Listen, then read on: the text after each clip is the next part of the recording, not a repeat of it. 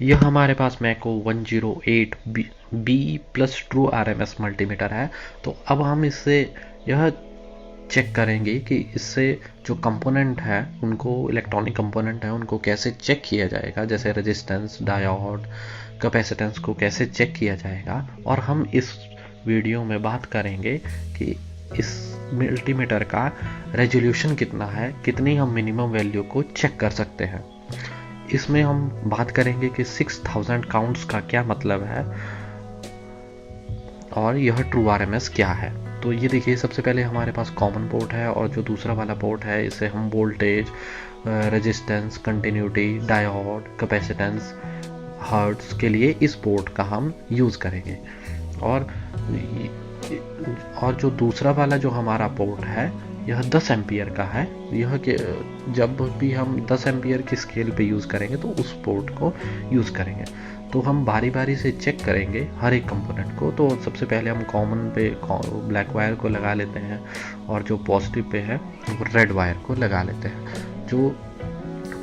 जो हमारी test Leeds हैं, ये देखिए, एक पॉजिटिव है एक नेगेटिव है।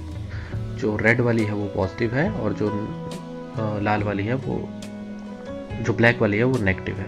तो यह एक डायोड है, कैपेसिटेंस है, कंटिन्यूटी है और रेजिस्टेंस है। तो अब हम इसको सिलेक्ट कर लेते हैं इस वाली स्केल पे।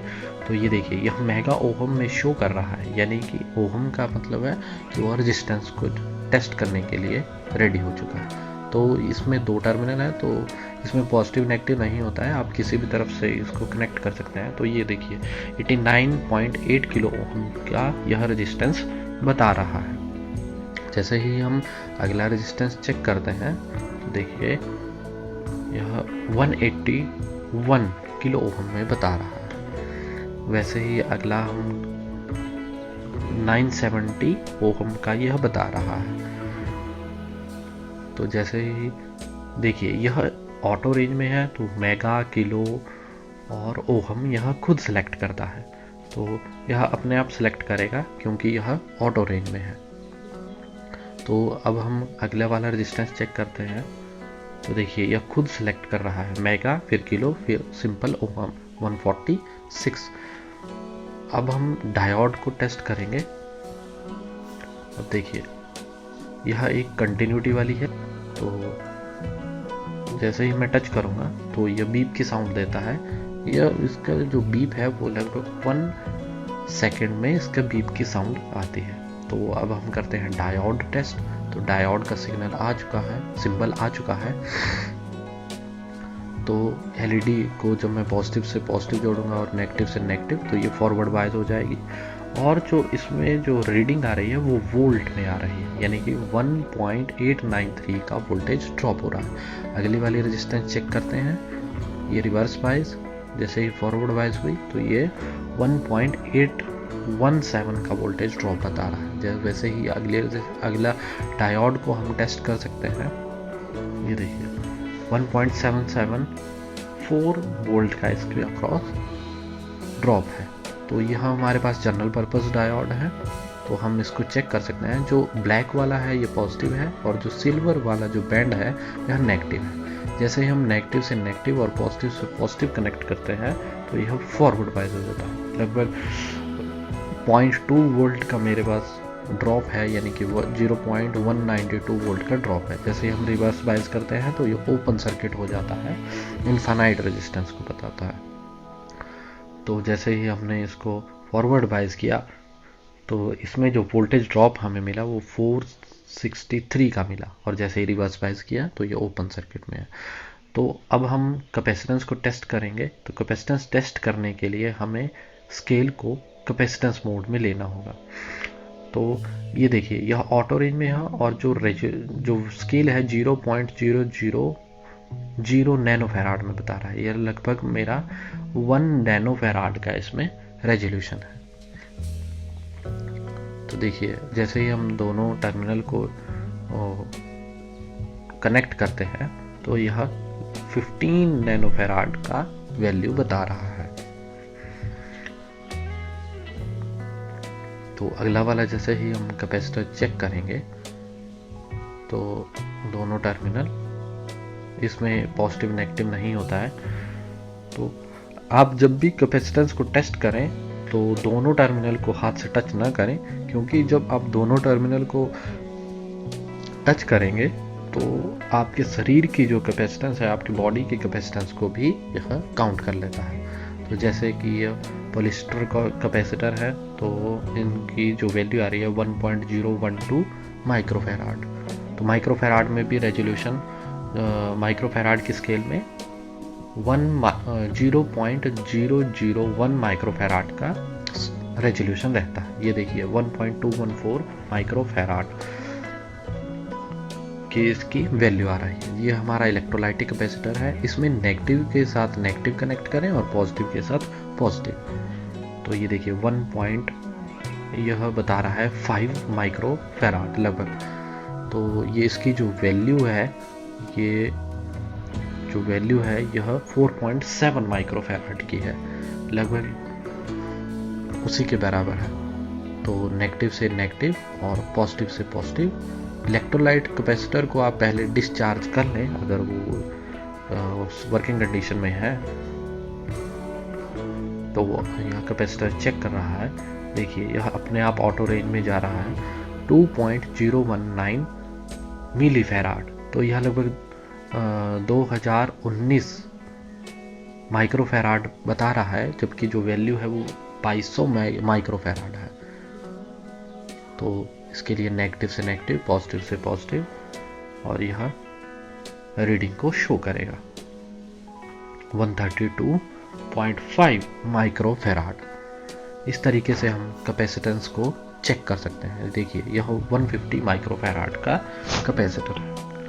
अब हम मल्टीमीटर को डीसी वोल्टेज से कनेक्ट करेंगे। जो रेजोल्यूशन और जो रेंज डीसी के लिए है, वही रेंज और रेजोल्यूशन एसी के लिए भी होगी। तो हम केवल इसको केवल डीसी के लिए ही देखेंगे। उसके बाद जो सेम रेजोल्यूशन और जो रेंज है वो एसी के लिए भी रहेगी। देखिए जो 0.001 वोल्ट यह शो कर रहा है, यानी कि जो इसका रेजोल्यूशन है वो 0.001 वोल्ट का है, यानी कि ये 1 मिली वोल्ट का इसका रेजोल्यूशन है। तो हम कह सकते हैं कि ये 1 मिली वोल्ट को देख सकता है। जैसे ही हमने इसको सोर्स सप्लाई के साथ कनेक्ट किया तो यह 50 है। देखिए ये 50 हर्ट्ज हमारा बता रहा है।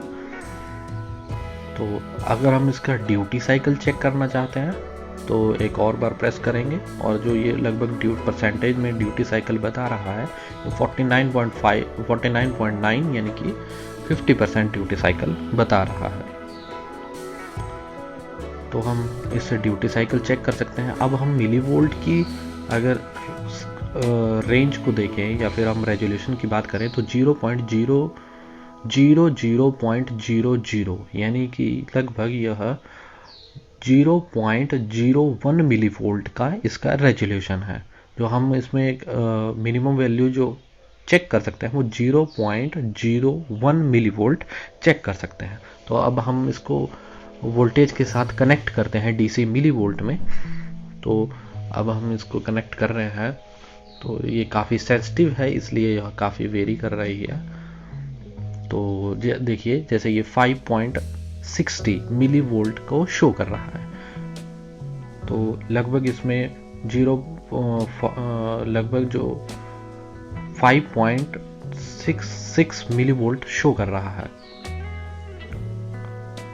तो जैसे ही हम इसको वेरी करेंगे, देखिए ये इंक्रीज हो रहा है। तो 7 पॉइंट समथिंग 1 240 250 400 574 607। देखिए अब यह 6000 काउंट का क्या मतलब है कि जब ये 6 वाला जो काउंट है, अगर यह 7 होगा तो यह ओवरलोड पे चला जाएगा। जैसे ही जो 6 वाला काउंट है, 6000 में जो 6 काउंट है, जैसे ही वह 7 की तरफ अप्रोच करेगा तो वह ओवरलोड शो करेगा। जैसे 6999 के बाद यह काउंट नहीं करेगा, वह ओवरलोड पे चला जाएगा। देखिए यहाँ पे थोड़ा सा वेरिएशन होने के बाद 6 जो है 6 के बाद यह ओवरलोड पे चला जाएगा। देखिए थोड़ा सा भी इंक्रीज हुआ तो ये ओवरलोड पे चला गया। जैसे ही नेक्स्ट डिजिट आएगा तो यह ओवरलोड पे चला जाएगा।